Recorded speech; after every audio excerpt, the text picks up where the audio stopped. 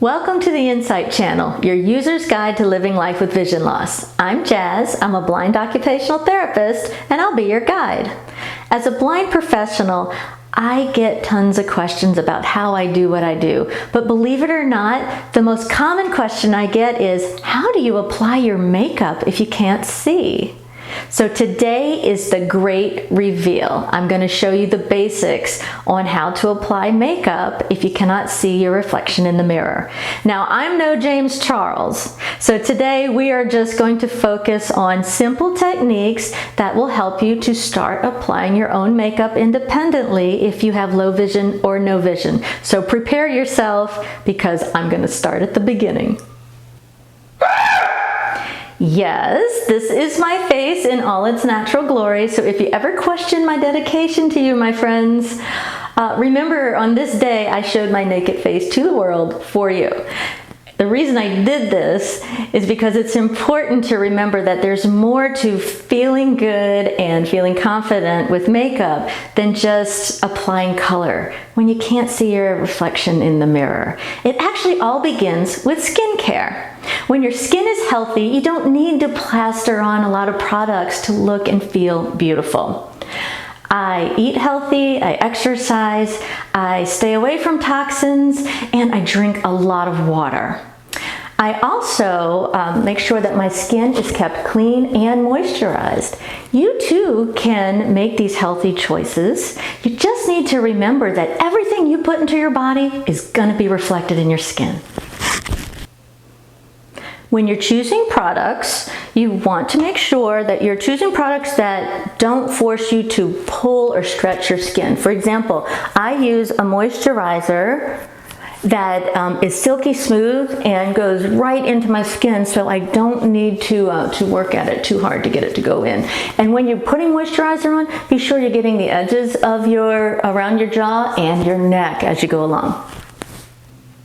I use a liquid foundation that goes on just as smoothly as my moisturizer does, but I have learned, as someone who cannot see her reflection, that applying it with a brush instead of my hands is actually the better way to go because it gives me a more smooth and even look to the makeup. It actually gives it an airbrushed effect, and you can actually tell the difference. Check it out. So I squeezed a little bit into my left hand, and I have a large brush, and I'm going to dab the makeup on my forehead, nose, and chin, and then across, like a cross pattern, under both of my eyes, right?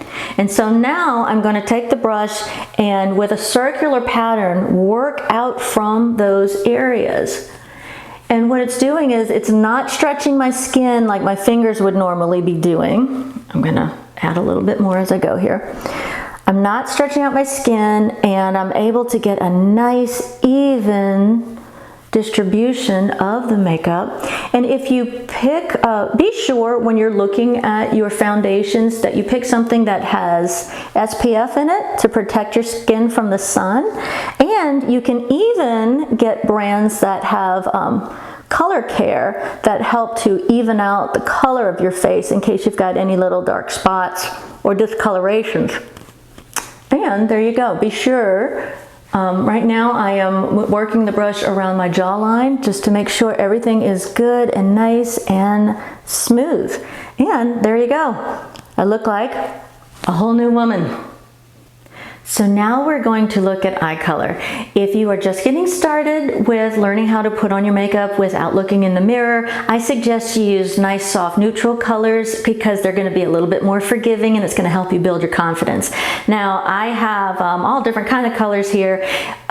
If you want to see how I organize my makeup, check out my way around video on how I organize all my personal care products to get some tips there. Today I'm going to use one of my favorite neutrals, which is a silver. I like things that are a little shimmery, a little blingy. They just make me smile. So today I'm going to put on a light silver. Now the important thing with putting on your eye makeup is that you do whatever you do to one eye, you do exactly the same thing to the other. So I prefer to use my fingers to put on eyeshadow. I've tried little applicators and brushes and stuff like that. They don't work for me. I need to be able to feel what I'm doing to make sure I'm doing the exact same thing on both sides. So I'm going to start by taking my dominant hand and swiping it 2 or 3 times in the little eyeshadow, and then I'm going to start on my eyelid closest to my nose and swipe across 2 times up high. Then I'm going to put my finger back into the little into the eyeshadow palette, and then I'm going to swipe twice across the bottom. Now I'm going to switch and do the same thing with my left hand on my left eye. Now notice that if I swipe twice across on one eye, I'm swiping twice across on the other eye. So the next thing I'm going to do is take my pointer finger in both hands, and I am going to follow the natural curves of my eyelids. You can feel the bone, the eye socket. That's what I use as my guide when I'm going up and around. And then of course you use your eyelid when going across. So your body naturally wants both sides to be working at the same time. So whatever I'm doing with my right hand, my left hand is naturally going to want to follow. And so it's mirroring what I'm doing. And that's how I'm sure I'm symmetrical on both sides. Now, eyeliner can be a little challenging. This is a little bit more advanced and it's not for everyone. But if you prefer to wear eyeliner so that give your eyes a little pop, I'm going to show you how you can do it just by a sense of feel. Now, this does take practice and patience, but you can get there if you like to wear eyeliner. So me, I tend to wear it mostly for special occasions, but make sure you get something you have good control over. So I prefer to use a pencil as opposed to a liquid eyeliner because I feel like it just gives me a little bit more control. Those liquid eyeliners can be a little messy. So I start at the corner of my eye closest to my ear. Whoop, I went a little high there. Okay. And once I find my starting spot, I just follow across.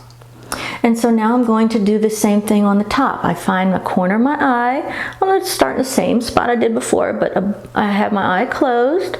I start at the corner and then follow along the top edge of my eyelid. There you go. Now after it's on, if you're not sure if you got a little bit of extra on the sides, you can always take a little Q-tip with some makeup remover on it and just kind of touch up on the corners where the makeup may have gone a little bit out of the lines. Okay, so for the sake of time, I went ahead and did the second eye real quick so we could move on. Now, I don't usually use mascara because it tends to flake and get my eye and it gets them really irritated, but luckily I've got decent eyelashes, so I'm happy with that. But we're gonna move on now to your cheeks and making them rosy. Now, nowadays it seems like they're using more highlighters than good old-fashioned blush, but I tend to be a traditionalist. And if you're just getting comfortable with putting makeup on without being able to see yourself in the mirror, using a powdered blush is the way to go with a nice large applicator brush. So again, you do what you do on one side of your face, you want to do to the other, and you want to follow the lines. So I'm going to swipe my applicator brush around the blush palette 2 or 3 times. Give it a little blow on it just to get the excess off. That's real important because that stuff can make a mess on your face. And then I'm going to give it a few swipes under my cheekbones toward my ear. Now I'm going to do the same exact move on the left cheek. And then here's the important part.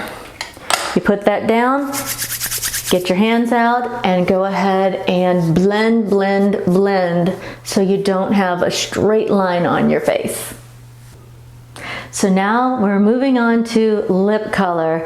And so with the lipstick, you want to apply it, but using the same rules as your eyeshadow and your blush. You want to follow the lines and use your sense of touch.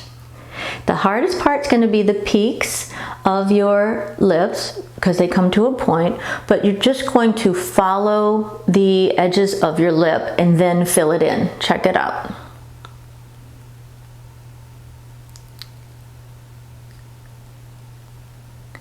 Get one peak, then I get the other, then I'm going to do the bottom.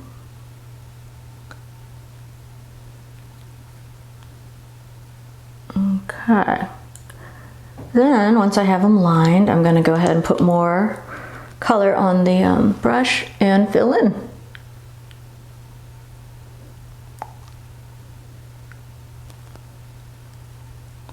I know it seems daunting, but once you get the feel for it, you could do this while riding in the car, even on a bumpy street. And there you go. I like to use the color stays because I like the applicator. It's easier to apply, and the color stays on throughout the whole day. So all you have to do is touch it up. You don't have to actually start over and reapply every time. And it doesn't get on your teeth as much either or smear when you go to eat lunch. So now I am applying the gloss, and of course with the gloss you don't have to trace your lips. You just put it in the middle and then kind of rub your lips together to get that shine.